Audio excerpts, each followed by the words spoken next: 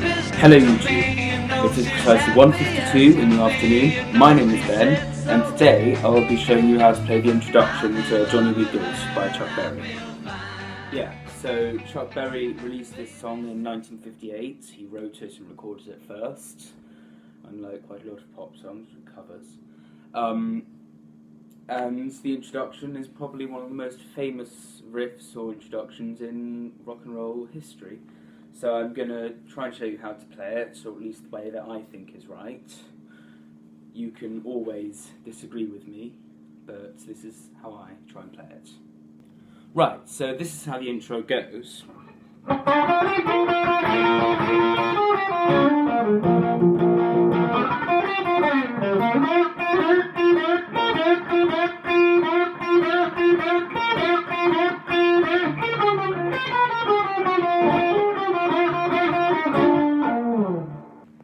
Right, so that's going to need quite a lot of breaking down, because there are quite a few bits in the middle of it which you sort of need to understand in order to play it really well.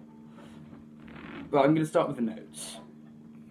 6th fret of the G string. I know that's not the right note, but what you actually do is you slide up the 7th fret to get the D natural.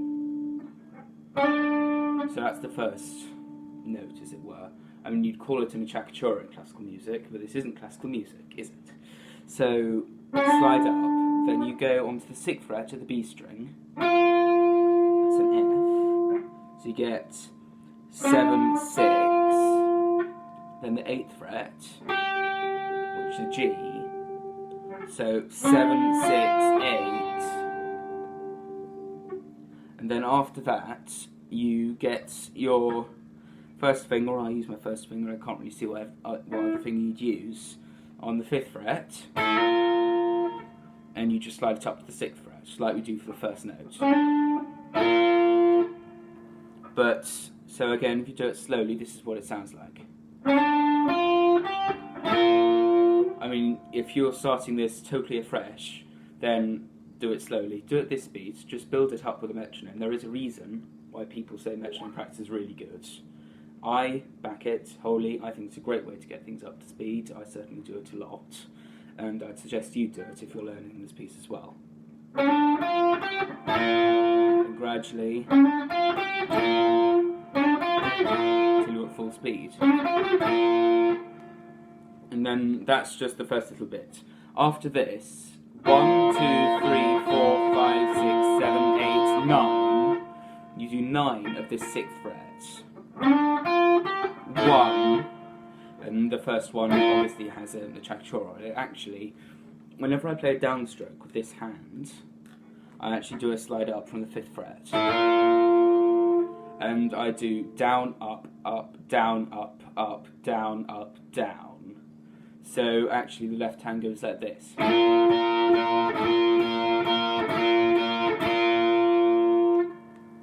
Because you do...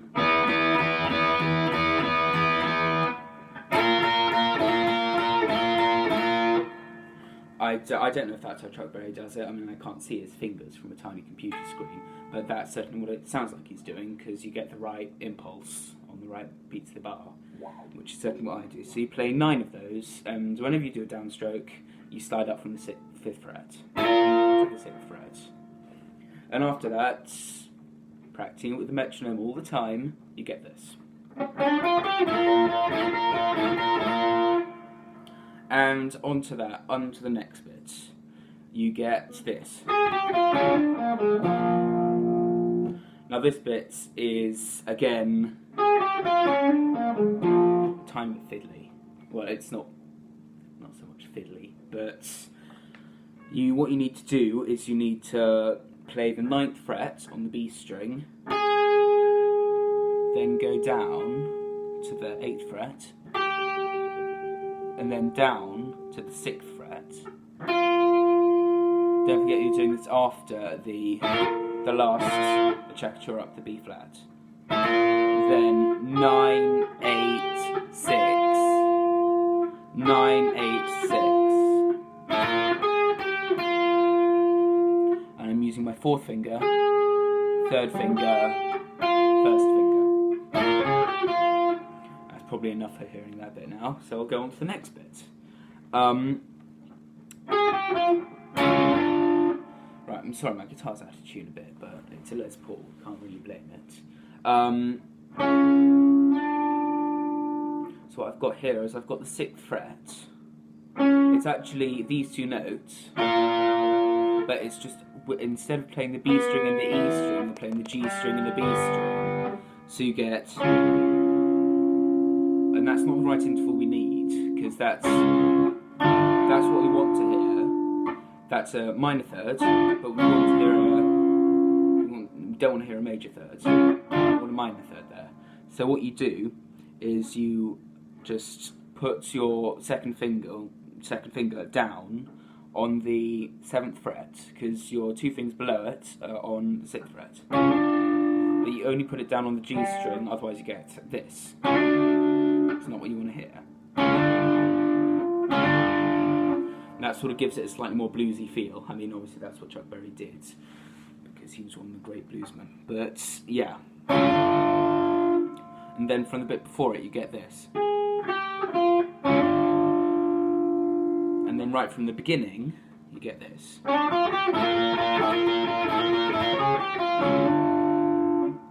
Right, so assuming you've got this far, practicing it with a metronome all the time, you're probably going to hear the word metronome a million times during this video. There's a reason for that. I'll let you figure it out. So you've just got to this bit. And then you can see, actually, the next note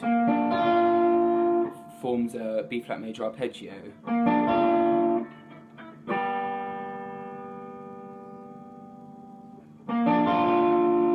With the other notes. Sorry, I just had to sharpen my B string a bit. Just out of tune. So, and the way I'm playing that B flat, I'm using my 3rd finger on the 8th fret of the D string. That's actually quite a useful little lick for playing blues. That's not how it goes though, it just goes. Then so from the bit before it goes like this. And you want to make sure your hand is looking something like this. And if you just play those 3 notes, you should get B flat DF, B flat major arpeggio. Then you go down to the 6th fret, the D strings, play the A flat below this B flat. Then you go back up to the B flat on the 8th fret, but you also play the F on the 8th fret of the A string like that.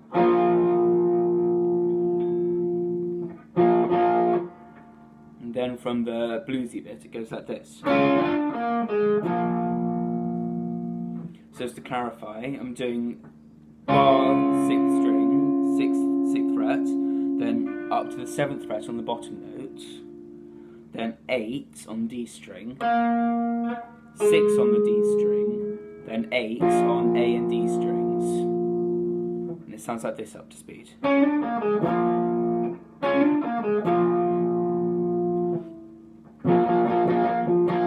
Here's how the next bit goes, and there are no slides on this bit. No slides on this bit, but you still do a weird picking stroke, so down, up, down, up, up, down, up, up, down, up. Down, up, up, down, up, up, down, up. You just keep it on the same 2 notes, F and B flat. And then from the bit after the top ones of that, with the slides, it sounds like this. And then after that, you've got this bit.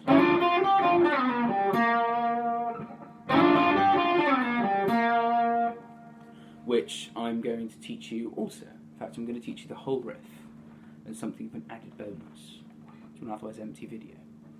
So this bit goes, first of all, with the 7th fret on the G string. And then after that, you play the 7th fret again, but you also add the 6th fret on the B string in as well. So you get...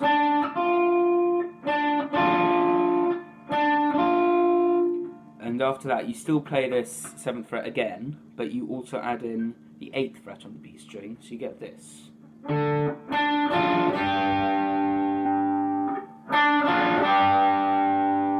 as an optional extra, you can slide up to that first 7th fret, or you could just do, I like to slide up because it sounds a bit more fancy. But after that, you take your 3rd finger off the 8th fret, and I hope you've kept this finger down on the 6th fret, otherwise your life's going to be a bit of a pain. So it goes like this. And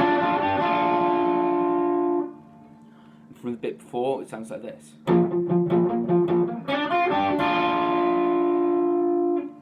Then, as you heard when I played it, the bit after it goes like this. This involves even more sliding, but this time it actually goes down the guitar fretboard instead of up. So you start off with your 3rd finger. Well, I like to use my 3rd finger. You could use your 2nd finger. Don't really mind. I'm going to use my 2nd finger because that's the finger that the D's already on. So you get the 7th fret and G string. It's the one which has been accompanying these. And then you slide down 2 frets to the 5th fret. Like that. And after that, you need to use your 1st finger to play the 3rd fret on the G string. So that little bit there, those 3 frets, and the slide sounds like this.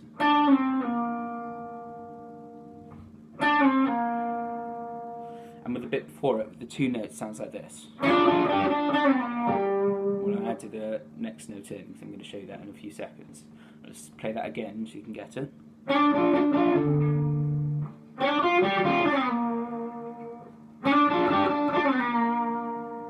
Sounds like that. And the whole thing so far, from the very beginning of the song, goes like this.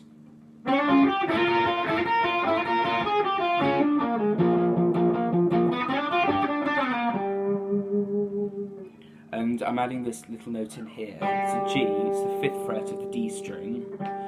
That is a note. I'm just adding it in anyway, because it makes more sense.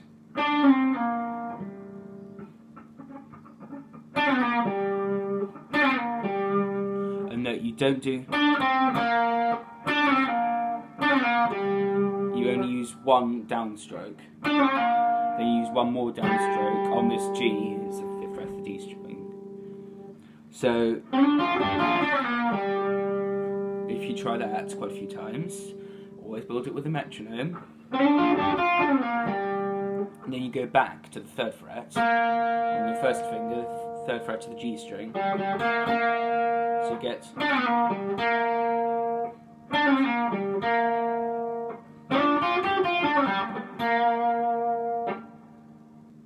Right. So hopefully, if you've got to this part of the video, I haven't managed to bore you to death. And the next bit of the song goes like this.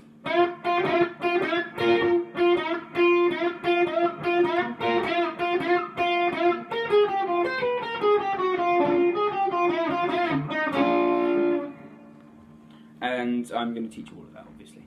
So, you've just finished this bit. And what you need to do is you need to go up to the 8th fret on the G string, and you also want to get the 6th fret of the B string down, and you need to make those two sound like the same note. So what I do, and what Chuck Berry does, is he actually bends up this note a whole tone, or it's the equivalent of going up 2 frets. So I've seen some people play like this, but actually I think it goes like this. And yeah, I mean, you can call it bending up a whole tone, bending up a step, or whatever, however the Americans say it. But so you bend up.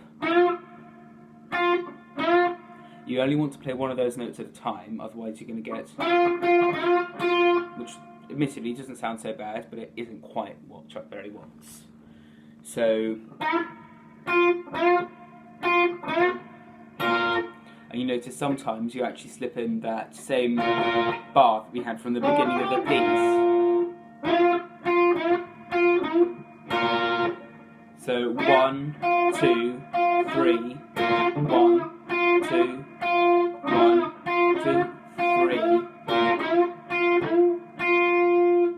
So you slip it in every 3, then every 5, then every 3. 1, 2, 3, 1, 2, 3, 4, 5, 1, 2, 3. Then you only get a single B flat after that. But so for the fingering for this bit, I normally use my third finger to bend up the note. Then I have my first finger on that 5th fret we were talking about, and I exclusively use these fingers for all the bending. Occasionally, if a finger can't manage it, I'll slip my second finger in on the fret underneath just to help it a bit. But then for the bend, for the bar, you just use those 2 notes again. First finger, 6th fret.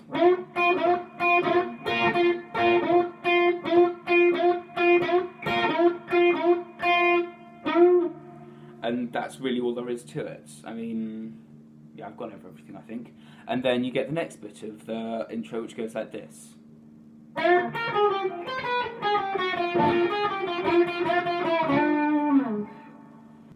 Yeah, so that's our next bit, and that's actually the final bit of the riff. Conveniently, or call it a riff, it's actually the introduction to the whole song. But what you do, so you've just finished playing this bit. Yeah, just covered that a few seconds ago, so if you did skip on ahead and you didn't know how to play that bit, then obviously go back.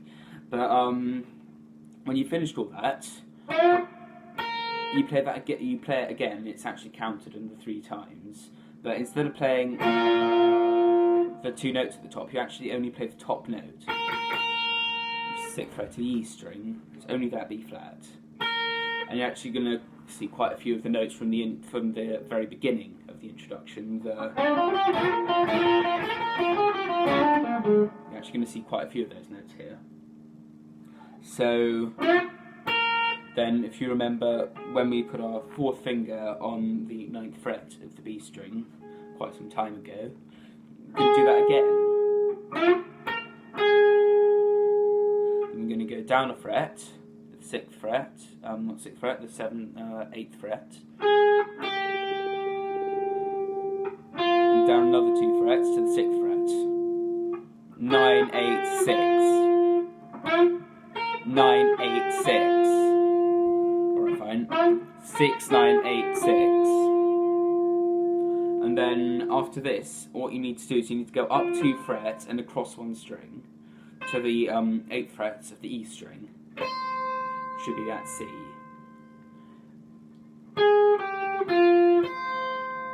Then down another fret to the 7th fret, down another to the 6th.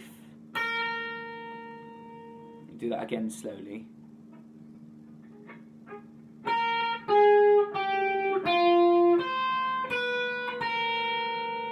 Like that.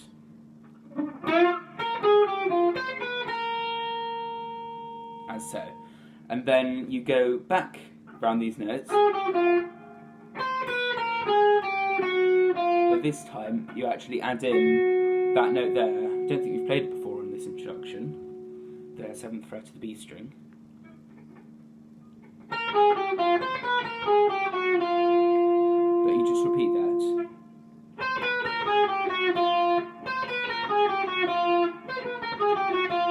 With a metronome, as always. So then it sounds like this. And after this, do you remember quite a while back now, I actually told you how this whole riff is, the whole song is in B flat. And I told you that this arpeggio, or this chord, would crop up quite a lot. And here it comes again. But this time, instead of just playing the 3 notes, by the way they are, going from lower string to higher string, what you've got is the 8th fret to the D string on your 3rd finger, 7th fret to the G string on your 2nd finger, and then 6th fret with your 1st finger on the B string. That is a B flat major chord. But this time you actually add in the top B flat as well, the 6th fret on the E string. It's actually just putting, slightly fattening the sound up a bit. And as you go across that, you sort of lift your fingers up.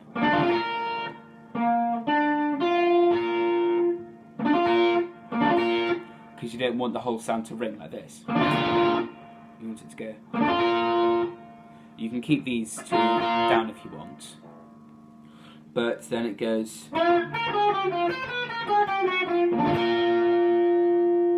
And it might be a bit hard to master doing that at first. You might get something that sounds a bit like this. And if you do, then practice it really slowly. I mean, if you think you've been practicing it slowly before, take it down even further. And quite literally, just do note by note.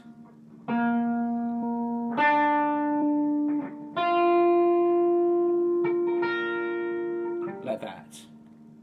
And eventually you'll have it up a bit, like that.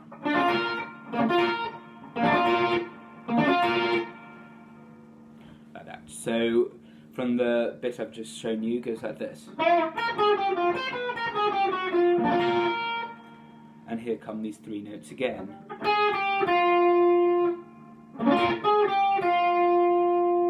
So after you've played that chord, you should be on either this one note or these two notes. If you're on the one note or the two notes, it doesn't matter. But what you want to do is you need to put your fourth finger on the 9th fret of the B string. And then you go down again, so you've had this quite a few times now, but it should never get boring. Goes the 8th fret, and then down to the 6th fret on 4, 3, 1. And now we're actually in the last bit of the whole introduction. So, yeah, and then what you do you remember quite a while back again we had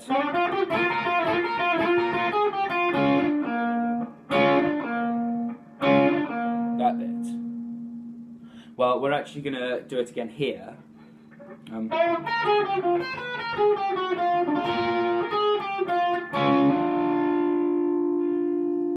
Yeah, and so actually now we're in the last bit of the whole introduction.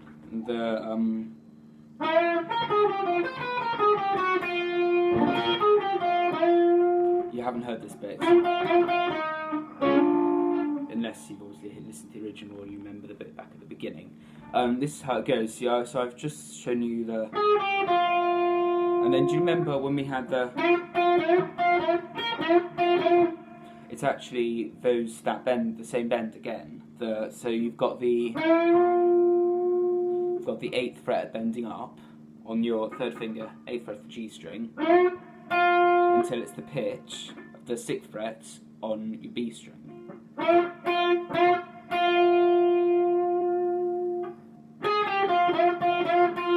You do that twice. Then you just play the normal note, not bend, just play the normal note. So you get... Then you do this. And so if you remember, we've also done this before. It was the where you bar the 6th fret for the major third here on the 6th fret, it's just the B and G strings. Then you hit the 7th fret, but only on the G string. You do that, and that's the end of it, I think. And if you want, you can add in this B flat here on the D string, which is the 8th fret. And that's the end of it, really. Yes, that's really all there is to say about the introduction for Johnny B. Goode. I mean, please leave a like if you found the video useful, and please definitely leave a like if you want to see another lesson covering the solos and, I mean, the actual verse, which isn't so difficult. But yeah, leave a like if you want to see that, or if you enjoyed it. I mean, please do subscribe if you want, but I can't force you to, it's only my 2nd video. But until the next video, see you later.